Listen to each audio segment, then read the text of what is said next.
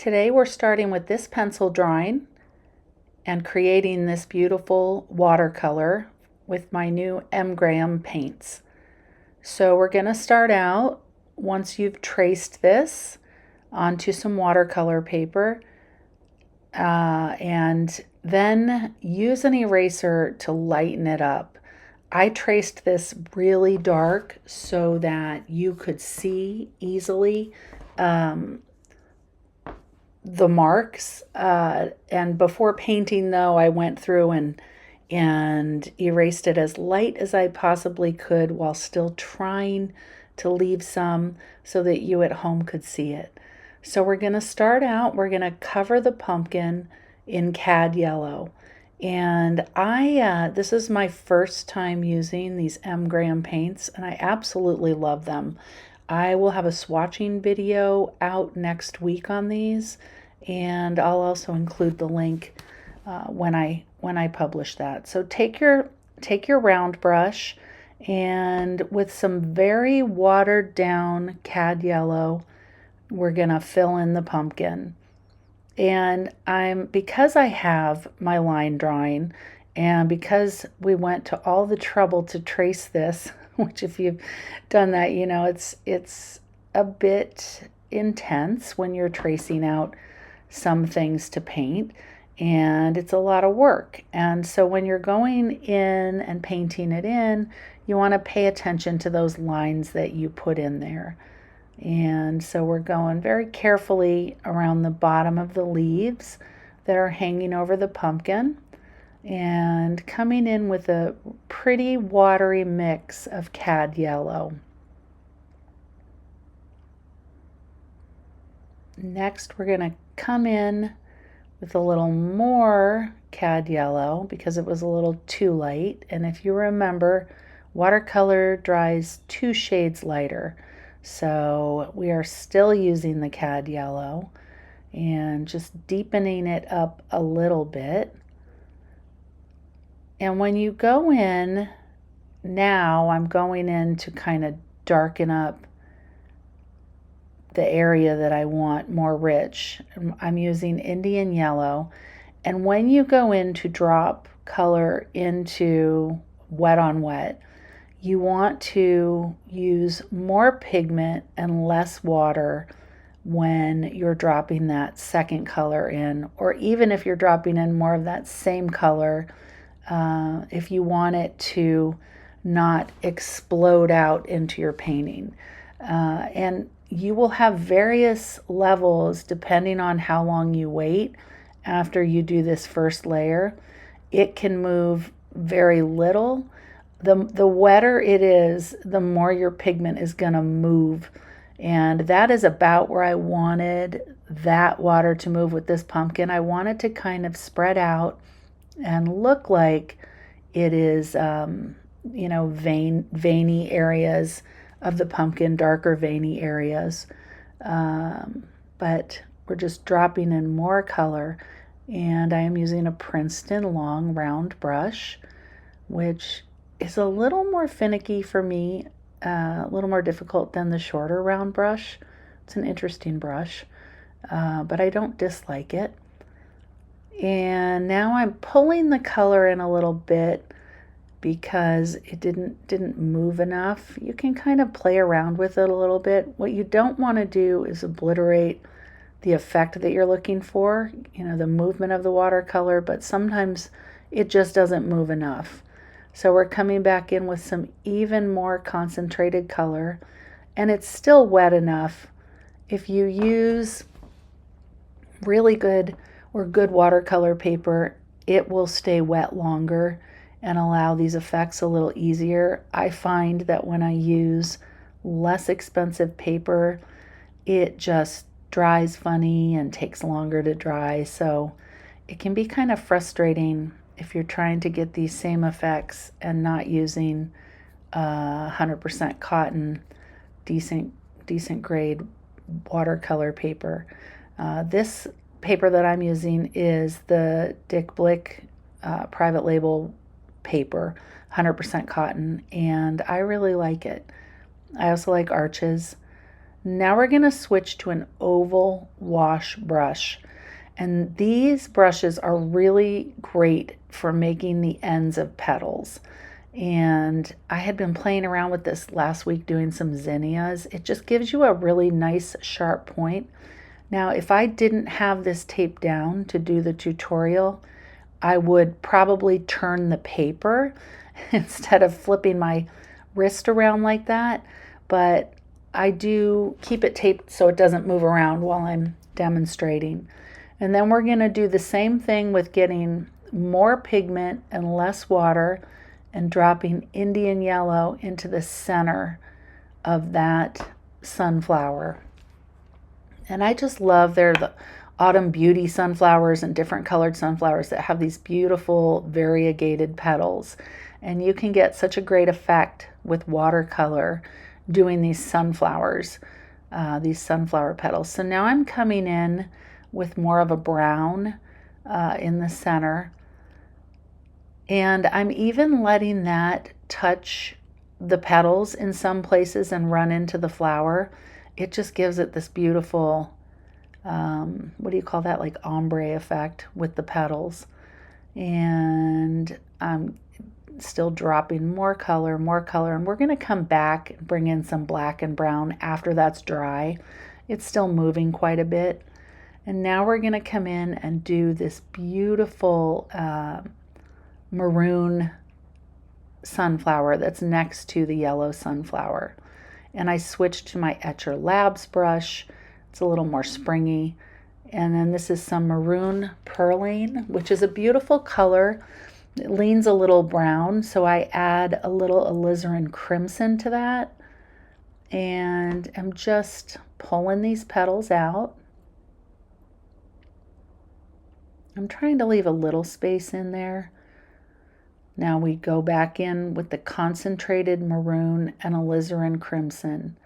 And the petals were a little dry when I dropped that in, so I'm kind of just teasing that out a little bit so that it didn't just sit not moving and little funny little dots in the middle.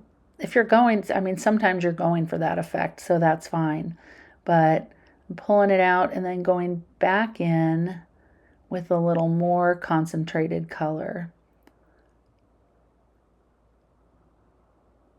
And now I didn't want the flowers below to match. You want to get a variety of colors in here.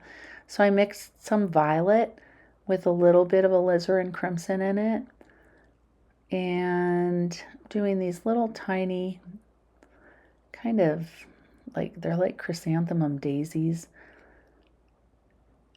And then I'm going to plop in the middle a little bit of the alizarin crimson, not because that's what the actual flower looked like, but because I thought it would help continue pulling that color throughout the painting. And you can do that with your paintings. You can take your artistic license, and you don't have to go by the actual flowers that you're using if you think it will lend to the overall cohesiveness of the painting by moving that color around a little bit in different areas. So then I'm doing the same thing to the other flower on the right, and then just lightly again pulling that out with the tip of my brush. And now these are actually just little flowers that I made up in my mind. I wanted some orange somewhere in the painting, and so I did these seed pods in cad yellow and then dropped in some cad orange, kind of a candy cornish look, and then gave them little hats on top. And then I put a fall leaf in there as well. Again, just kind of from my imagination there. I threw that in to kind of help with the overall shape of the composition. So I went in with like an oak leaf shape and a yellow ochre color. And then I just want to drop in the alizarin around the edges of the leaf.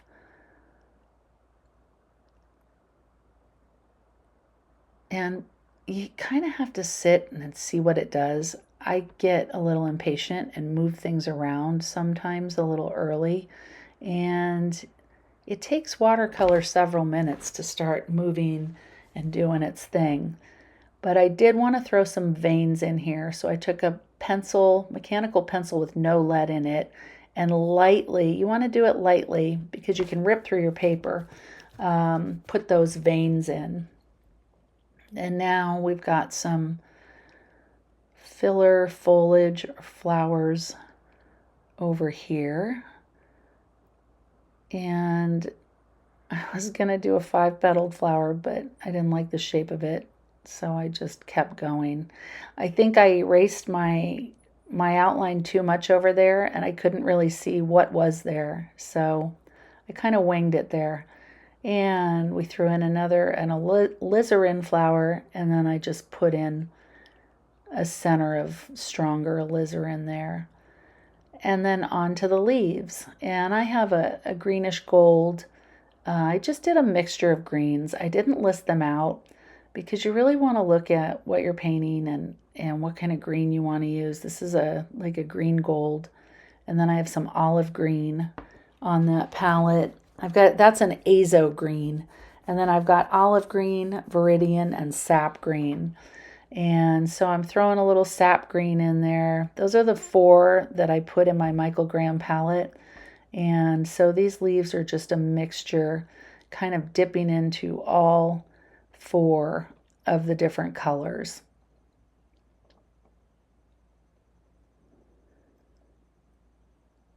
And pulling a little darker line along the bottom there. The olive green, that real dark green, can get real overwhelming using it. It's very dark and very saturated. So I'm going in with a little more azo green.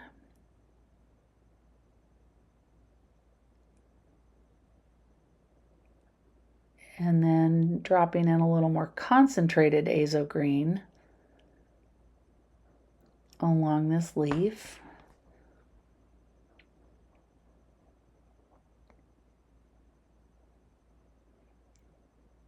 And then just kind of playing around with dropping a little olive green in there.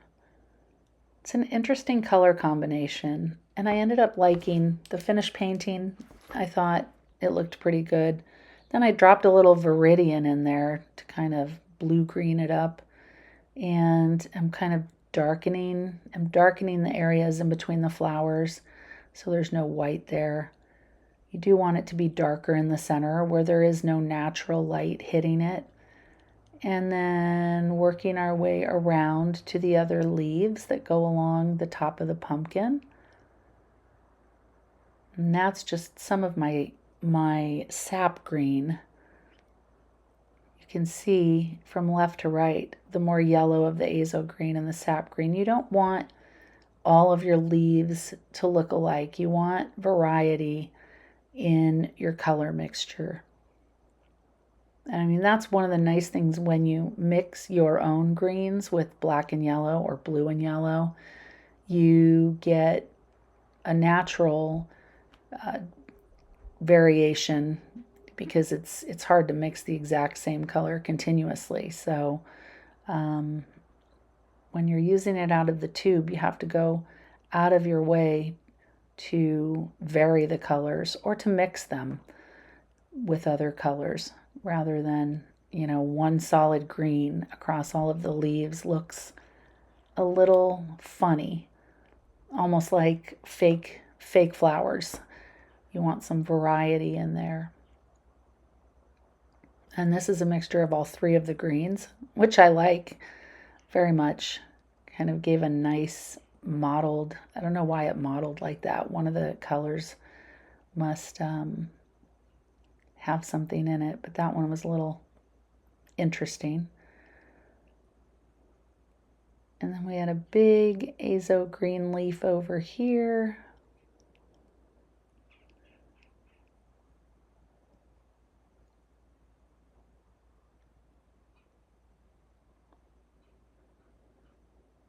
And fill it into behind the flower. I'm doing kind of a shadowy thing on the bottom, but then we're going to fill in with another leaf because it just looks funny. And I had lost my guidelines there with my tracing. So I'm just going to plunk another leaf under there and come back and play around with that after it dries. So back over to the left side, we are going to get that one set of leaves on the right. And I love the way alizarin fall leaves look, so I'm trying to not introduce too many colors into this painting. It can get a little less cohesive when you're throwing a ton of colors in, so I am trying to use a somewhat limited palette with this. So we go in with the alizarin, and then I'm going to drop some darker cad red on the tips and then along the sides. It's not really darker, it's brighter, and I wanted to really pop those up and make them look like they're turning color.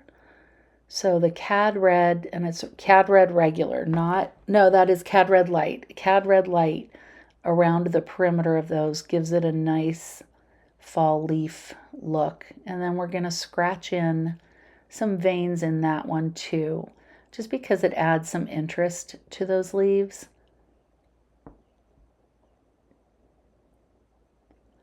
And now we're coming in with a brown again, which is, had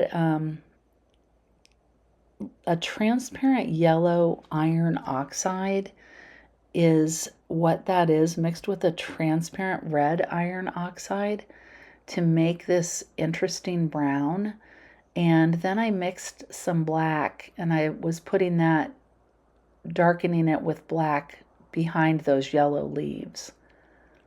And then I'm using that very, very dark mixture now that the middle is much drier to restate the right side of the middle of the sunflower.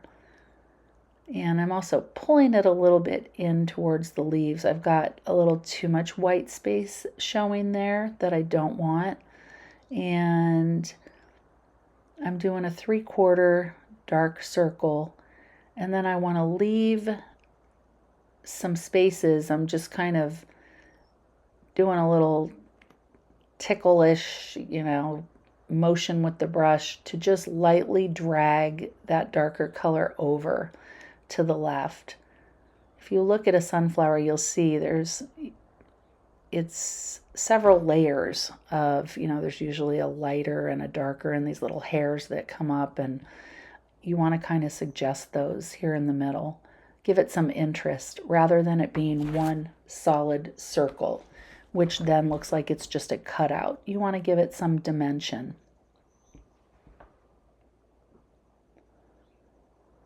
And then in the very middle, we're going in with some black because it's usually a little circle there in the middle that's very dark. And I'm going to plunk that in. And I like that. That gives it some definite, it looks more three-dimensional.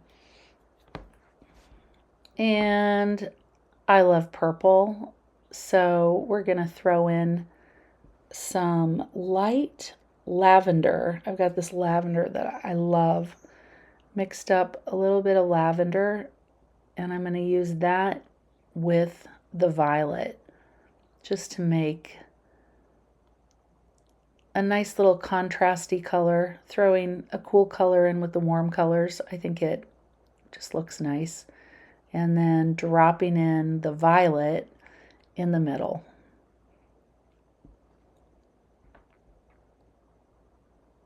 It also helps carry that purple over from the left side of the painting a little bit.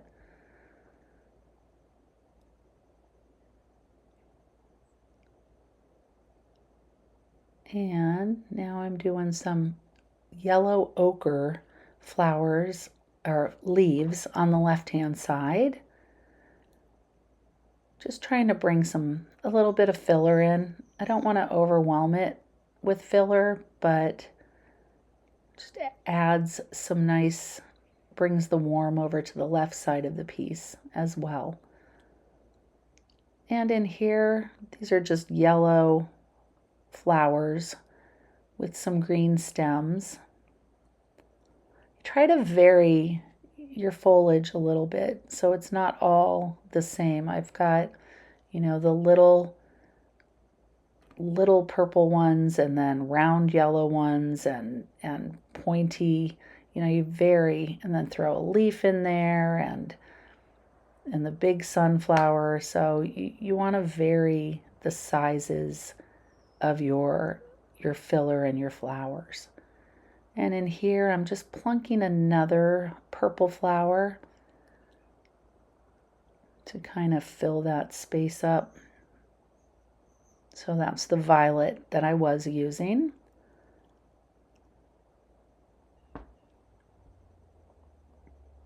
And then filling in that little white space there with a leaf of the maroon sunflower. And now, because I hate things floating in space, we're going to take and run a very light wash of the violet mixed with the lavender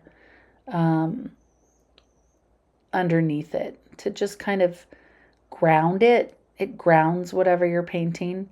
And it's also kind of opposite the color wheel of the orange. So it helps it to stand out a little bit. And I run a real watery wash all along the bottom, and then you go along the bottom of the pumpkin and drop in a little bit darker to give it kind of a shadowy look. And we still have to do the centers of these flowers. So this is just a cad yellow, and then I drop in a sap green on the right hand half circle of the flower. It just adds a little dimension rather than having it look flat. And we are getting so close to wrapping this up. I want to thank you for joining me.